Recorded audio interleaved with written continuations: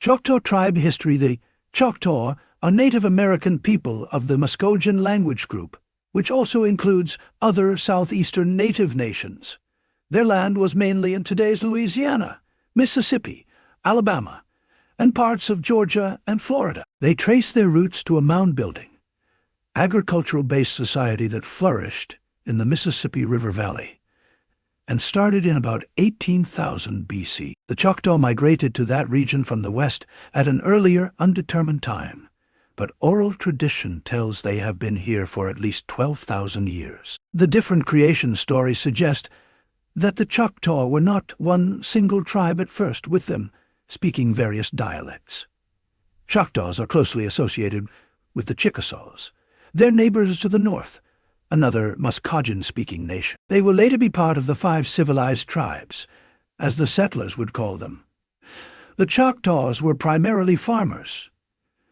Corn was their most important crop, although they also raised beans, melons, pumpkins, peas, sunflowers, and tobacco. They cleared land by girdling trees and burning the undergrowth around their cabins and surrounding vicinity.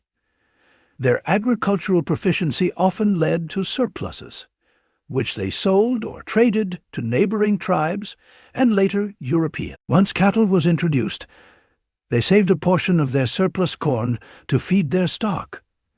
Choctaws raised cattle with such success that they often sold excess to nations living near them. They were also hunters, hunted deer and bear, fished and gathered nuts and wild fruits.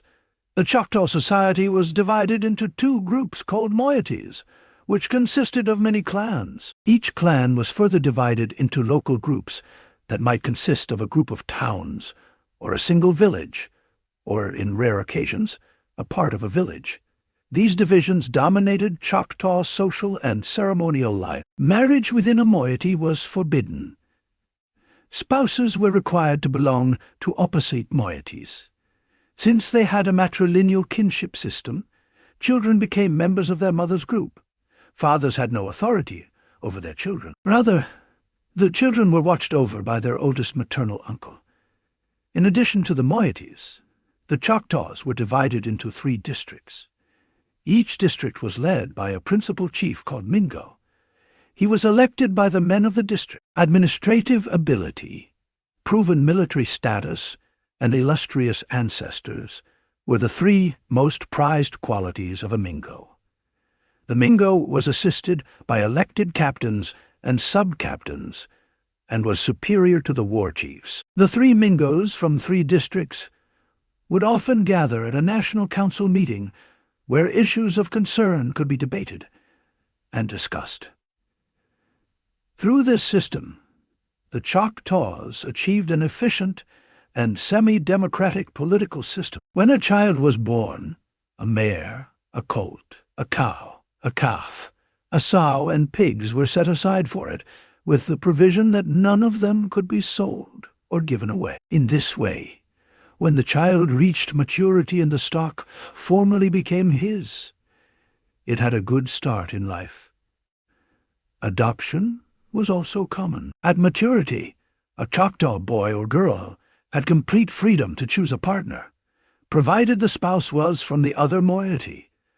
Choctaw marriages lasted as long as both parties were satisfied. Separation or divorce were not taken negatively, although all children were kept by the wife. Both monogamy and polygamy were accepted. In cases of polygamy, wives were usually sisters, or at least close relatives. In rare cases, wives were unrelated. The Mississippian ancestors of the Choctaw were known for building large earthen platform mounds, and often other-shaped mounds as well. The Choctaw's mother mound is Naniwea, a great earthwork platform mound located in central East Mississippi.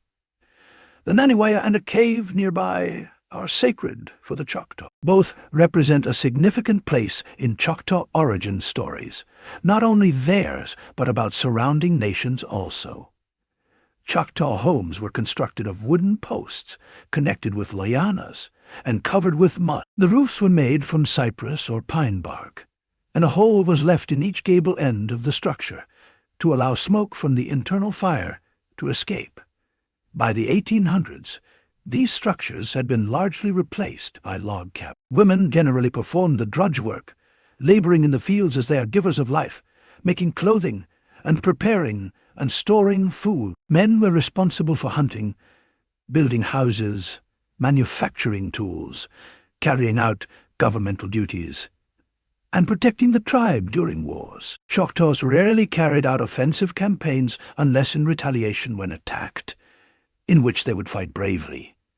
Stealth and cunning were primary factors in Choctaw war tactics. Choctaw men and women grew their hair long, and the men, like most other natives, removed their beards. They also flattened the heads of infants with a piece of wood, which caused them to have flat frontal skulls. Their dress was similar to that of other southeastern natives.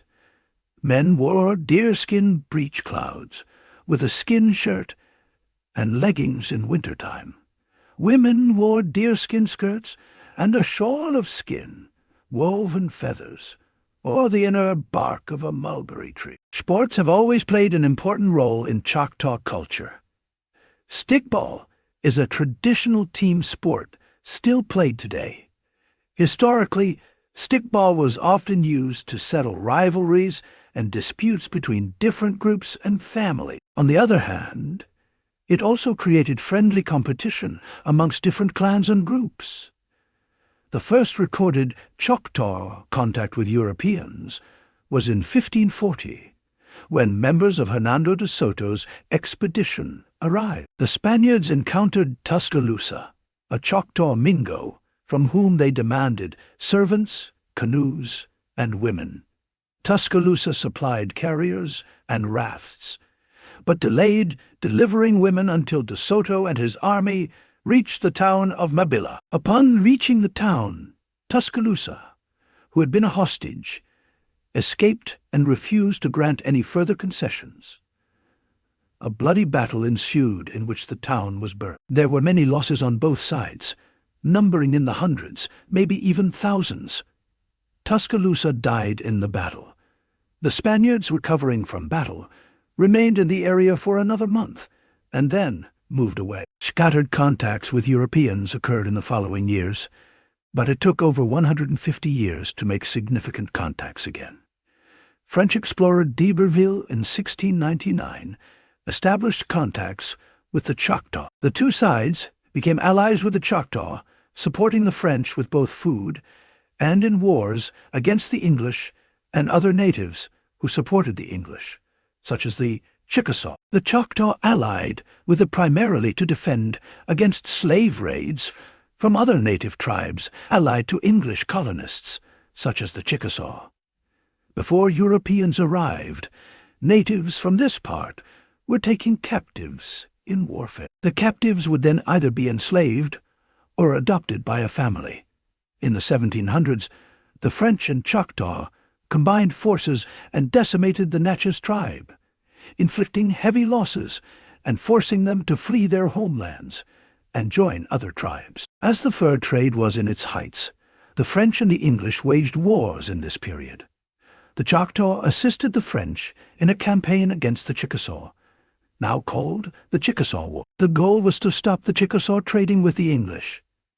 They didn't manage to defeat them, however. Fighting with them continued.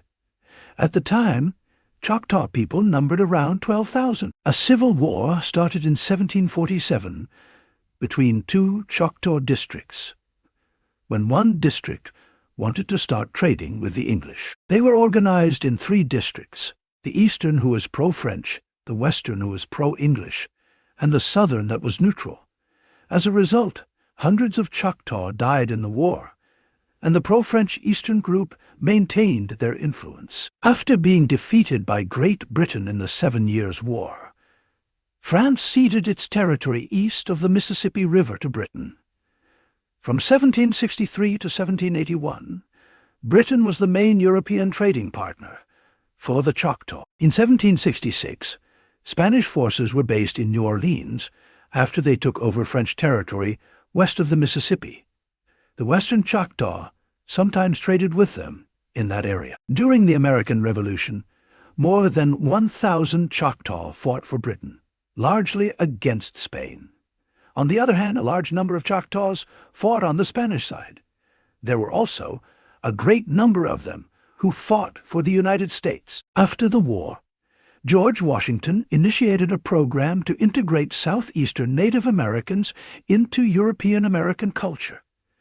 Many Choctaw had already intermarried, converted to Christianity, and adopted other European customs. Also, some Choctaw owned African-American slaves at the time. In early 1811, the Shawnee leader Tecumseh gathered native tribes in alliance along with the British to try to expel Americans from the Northwest area, south of the Great Lakes, and generally north of the Ohio River. The Choctaw declined his invitation and sided with the United States when the war began.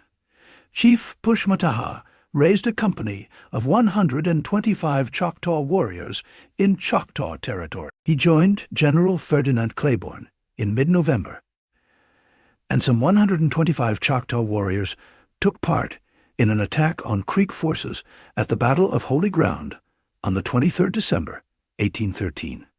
After this victory, the Choctaw began to volunteer in greater numbers. By February 1814, Pushmataha commanded a larger Choctaw force and joined General Andrew Jackson's units to attack Creek territories in Florida.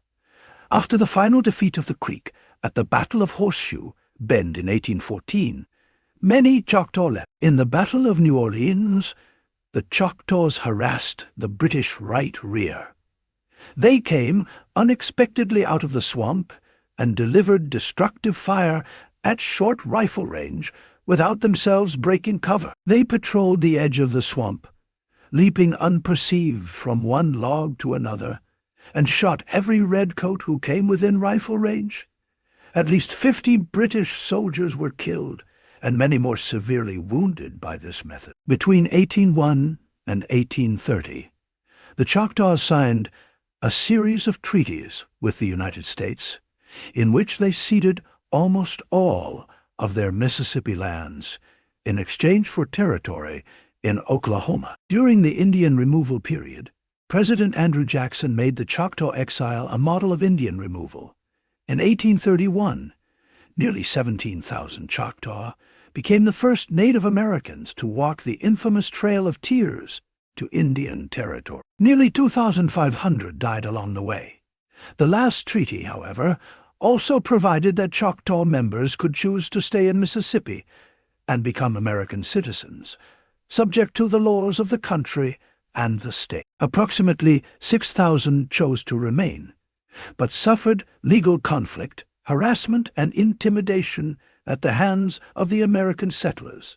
After the Trail of Tears in 1847, Choctaw people heard about the Irish struggle with the potato famine. They made a donation of $170, over $5,000 in today's money, and sent it to help the Irish.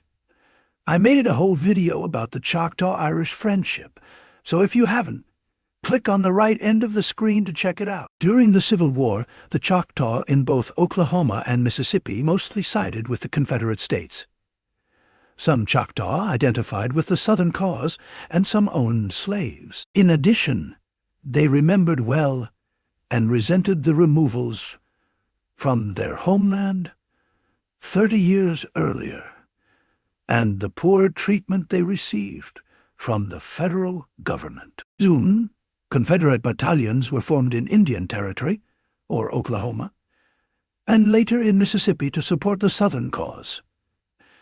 After the war, they were required to free their slaves and make them citizens, called Choctaw freedmen. In World War I, the Choctaw served in the United States military as the first Native American code talkers, using Choctaw language as a natural code. They also served in World War II, both as code talkers and in other branches of the military, as Native Americans have the highest volunteer rate in World War II. The population of the Choctaw, when they first came into relations with the French in the year 1699, was estimated from 15,000 to 20,000. Their number around the 1900s was 19,000 citizens of the Choctaw Nation of Oklahoma, 1,700 Mississippi Choctaw. Today, they number more than 200,000, being one of the biggest Native American nations.